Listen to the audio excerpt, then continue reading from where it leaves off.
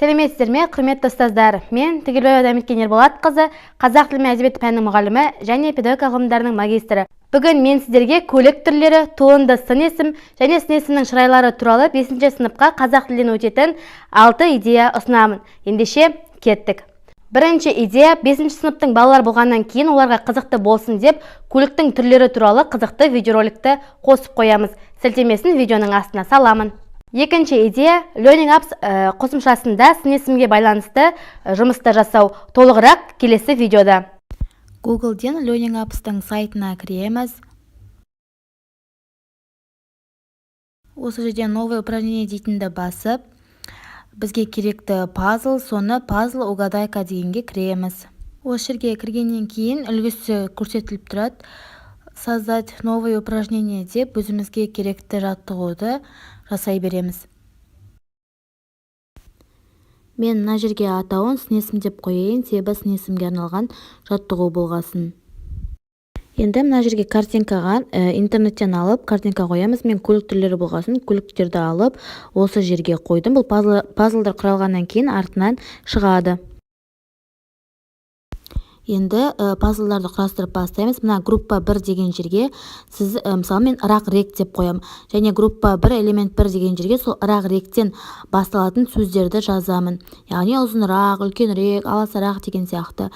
Группа 1 бізде сұрақ секілді болып тұрады. Ал мына элемент 1, элемент 2, элемент 3 дегендер жауабы сияқты болады. Осы сияқты группа 2-ге де күшейтпелі шырайларды қойдым, өте, тым, аса деп.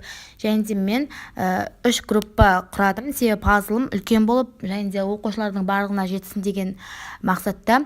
Үшіншіге де мен салыстырмалы шырайлардың лаулеу, даудеуін қойдым. Осыған байланысты балалар әр сөзді ашқан кезде артынан манағы көліктеріміз картинка болып ашыла береді.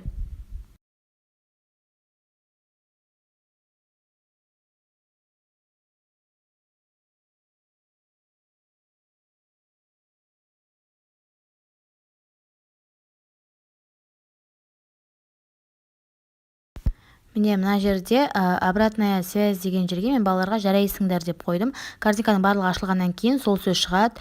Біздің картинкамыз осылай болып тұрады. Сохранить етеміз. Міне осылай балалар орындай береді.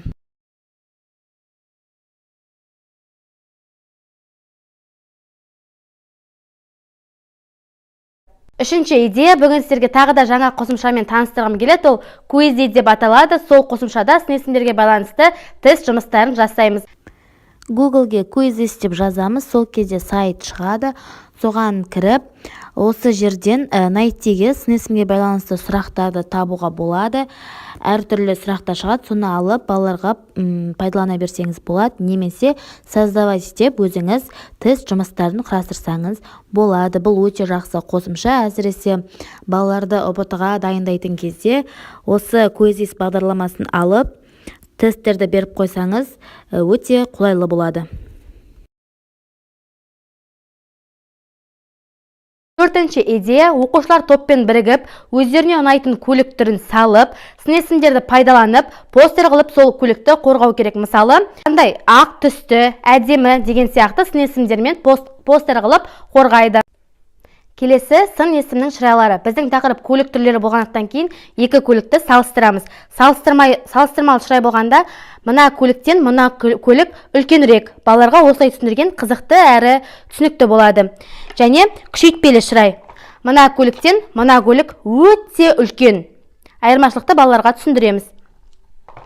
Келесі туынды сын есім туралы. Тағы да тақырып көлік болғандықтан кейін мәселені көлікке әкеліп тіреміз. Яғни шетелдік, отандық. Шетел зат есім, шетелдік болғанда қандай көлік? Шетелдік көлік. Яғни туынды сын есім болады. Зат есімнен сын есім тудырып тұр. Осылай балаларға туынды сын есімді түсіндірген қызығырақ әрі түсініктірек болады деп ойлаймын. Менімен бірге болғандарыңызға рахмет. Алда талай қызық видеолары болады. Каналға тіркеліп, лайк басып, пікір қалдыруды ұмытпаңыздар. Рахмет, сау болыңыздар.